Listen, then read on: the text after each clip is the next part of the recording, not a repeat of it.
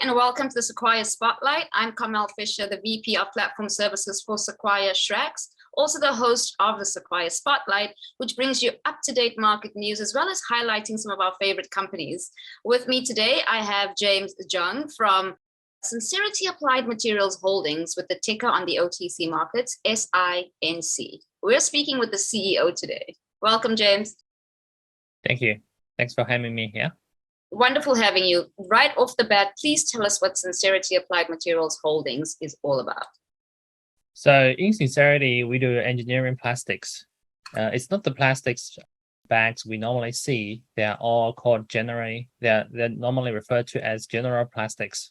So anything that is not made of paper, wood, brick, or metal, they are most likely be made of engineering plastics. So if we look around, they're almost everywhere. They can be in airplanes, cars, fridge, TV, or cell phones.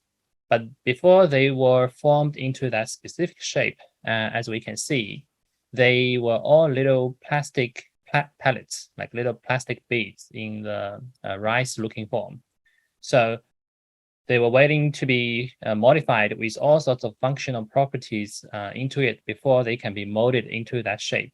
For example, some may need to be fire resistant, and some may need to have extra strength and needs to be lightweight.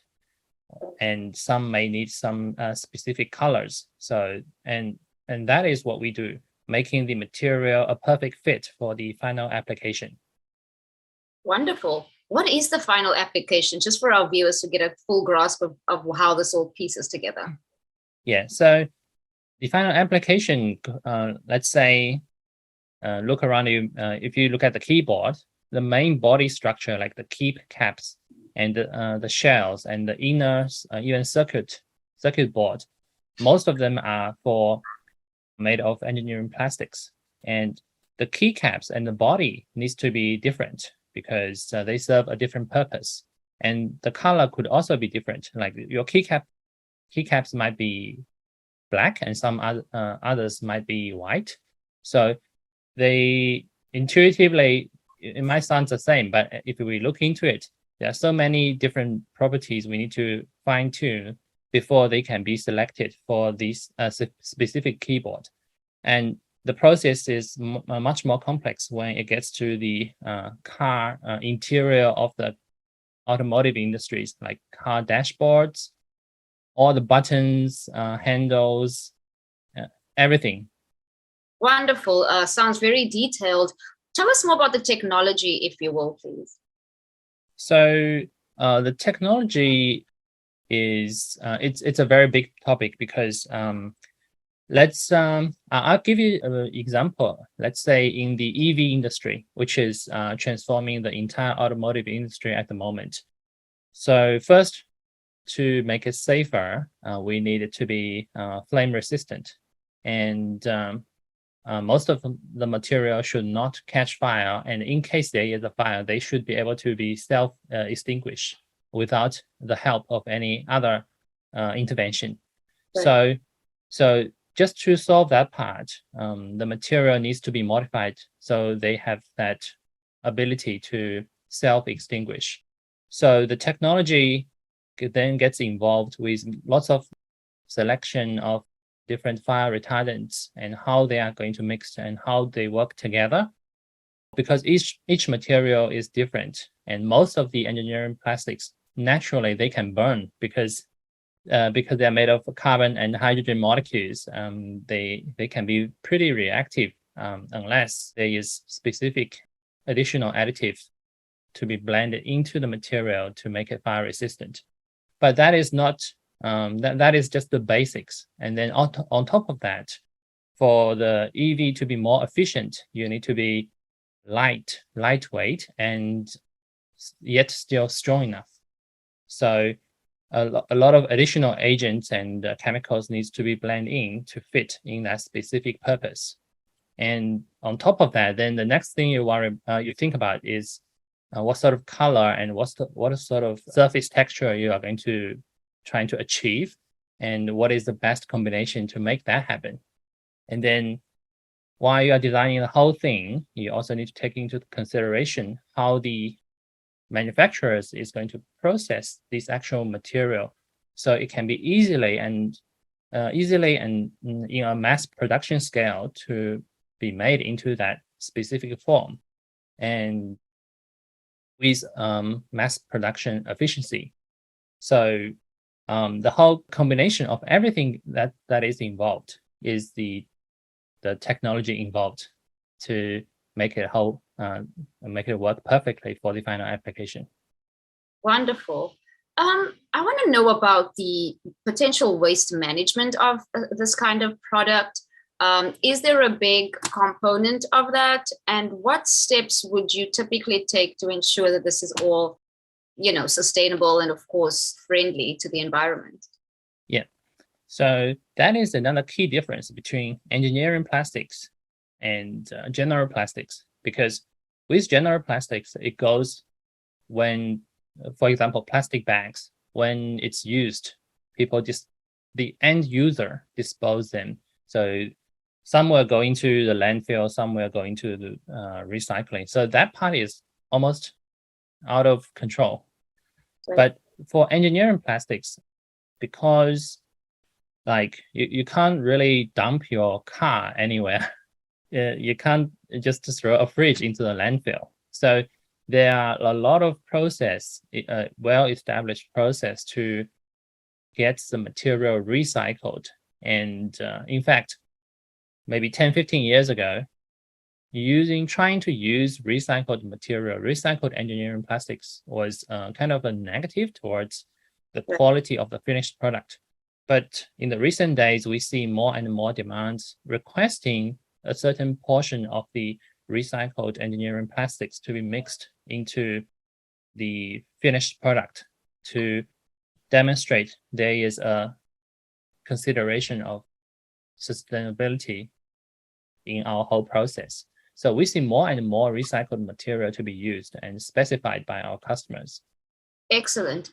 About the customers, we see that you're very big on building deep and trusted relationships with various customers globally.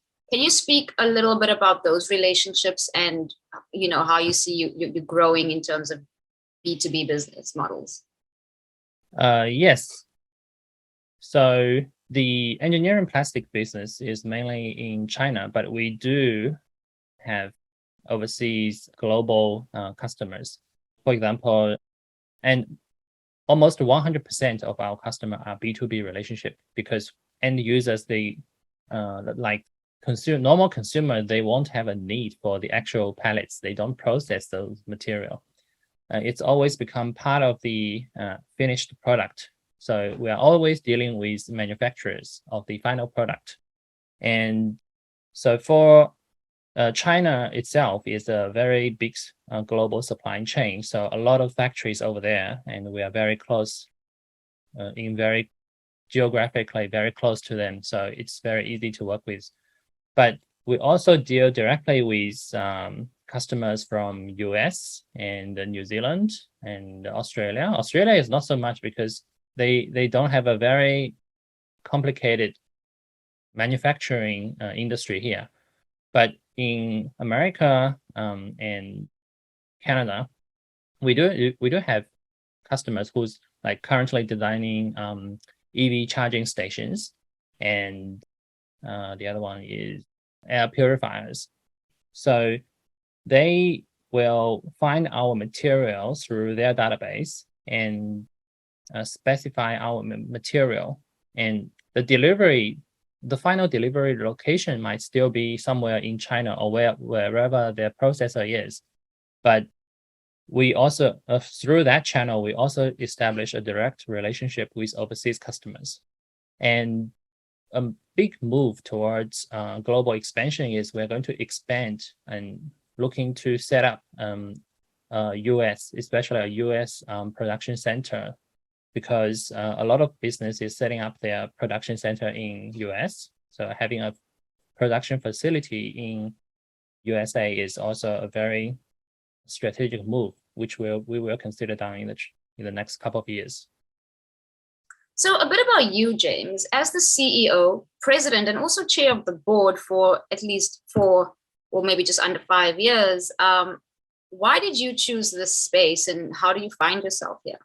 So I was growing up in my family business because they were doing the engineering plastics. Then I went to Australia back in 2003 for study. And after graduation, I started my Australian company called Sincerity Australia from scratch in 2010.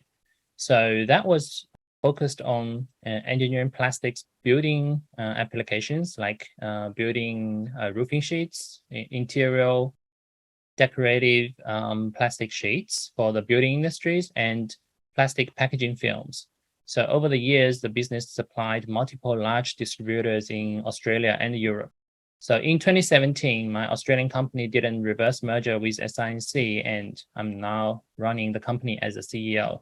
And the plan is to acquire our Chinese engineering plastics business into SINC and go uplisting as part of the global expansion strategy. The Chinese engineering plastics business has been running by 2 generations of my family. And that acquisition, which is a 7 million acquisition, is expected to be closed very soon. So right now we are working on the consolidation of the books and the final compliance.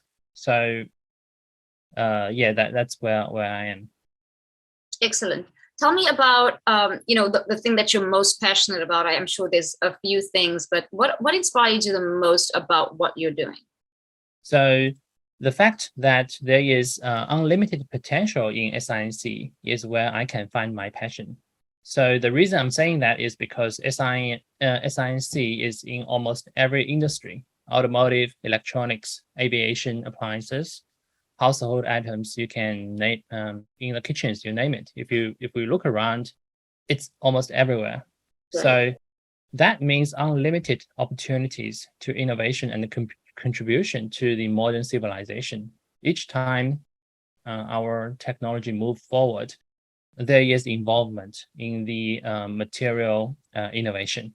So therefore, I see this as a NYSE or NASDAQ company. And there are quite a few US big brothers already listed up there. And the opportunity of expansion in both global market and stock market is what makes me really excited. What are some of the greatest strengths that SINC has, or that you've identified over the past year? What do you think really makes you guys stand out, and what keeps us going and growing? So it will be the very wide front-end industrial coverage. We cover so many different industries, and we get to know the demands with first-hand information, because before the product is even released, we already know this is in development, and our process, innovation process, R&D process, and production process is already so much earlier gets involved before the market actually sees the final product. So we are able to react and innovate very quickly with an idea solution. So that is our key greatest strength. Wonderful. What would you say is impacting the company's performance the most right now? Right now the bottleneck of the company is the production capacity and working capital. So as we are a B2B business, each time we take a major account, let's say, for example, sometimes you don't really realize how big that is. Let's just take an example of the automotive lamp or light processor motor as one of the processor as the client. We're talking about millions of extra turnovers per month, maybe just for a specific model of cars. And there are lots of like lamp and lighting public companies out there just specifically doing the automotive lights. Right. So right now our capacity is running at full capacity in China, and we can do a lot, heaps more if we have additional resources and capitals. And this is why I bring in SINC towards the major exchange. Great stuff. So, we're coming out of the pandemic, and I'm sure, as we know, a lot of companies, businesses were impacted with that. How were you impacted? And then touch on that as we're coming out of COVID, there's, all those geopolitical issues, there's inflation in the US.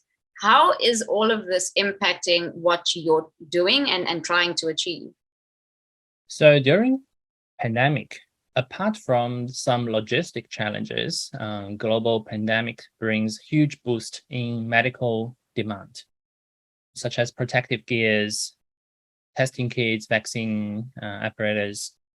As long as a problem needs to be solved or fixed, we will need engineering plastics. The same event also happened back in 2003, where there was a global economic crisis and the whole thing is turning down. But at the same time, China is investing in massive infrastructure to boost the economy, and then that brings a huge demand in terms of the solar industries, high-speed railways, interiors. So whichever direction people is moving towards, they can't just go there just with air or wood or metal. Right. Then there is always a very strong demand in the high performance engineering plastics. Right. So I believe post pandemic, my best guess is there will be very strong demand in EV, and on top of that, there will be a lot of even bigger demands for the charging stations, and also the green related industries such as biodegradable plastics and clean energy purpose plastics like solar, wind farms. That will be one of the major demands in the next decades. Can you talk more about some of the financial standing of the company, revenues, anything that you think would help us understand exactly where the company stands on that front? Yes. So right now, in the next couple of weeks, we will be closing the Chinese acquisition. So post-closing, we are talking about on the consolidated financials, we're talking about roughly estimate about $10 million revenue per annum with an estimated net earning of minimum $1 million for the first financial year post-closing. And at the same time, we have we are in the process of acquiring the Australian operation. And that part has some interesting project that is going on, which we have just passed the initial trial in the process of the medium trial. That could be a very major account. It has the potential to double the income and net earning in the next, I would say, 24 months. Great. So just to kind of close off, where do you see this market in the next 5 years? You mean the engineering plastics or the which side, Australian market or the Chinese? I guess the market that Sincerity, SINC would find themselves in, the market that you occupy. How do you see that looking, in the long term? So with the engineering plastic side, the potential is huge and very steady. So the big brother that is listed on NYSE is Cabot CBT. They are much bigger, so we are a fraction of their size. So to be able to grow into that, we have a very consistent and predictable performance. We can grow in a very predictable path with net. So from the engineering plastic side, we are expecting a 50% growth, at least for the following 3 years. That was actually factored into the acquisition contract. So that is very foreseeable. But out of that, we also have some exciting new projects in Australia, which I just mentioned. Right. It's that could bring a peak or spike of the performance if we pass the mid trial and it goes into the supply chain as a national scale. But right now we are still in the process of the mid trial, so I don't want to over promise. Of course. This has been a fantastic conversation. I want to give you the opportunity just to highlight 3 key takeaways for our viewers and potential investors or existing investors. Okay, so first, investing, because we have such a wide coverage, when you invest into SINC, you're really investing into the innovation and improvement in what is around you. It could be cell phone, could be EV. If you're a Tesla fan, we might already buying into the EV industry.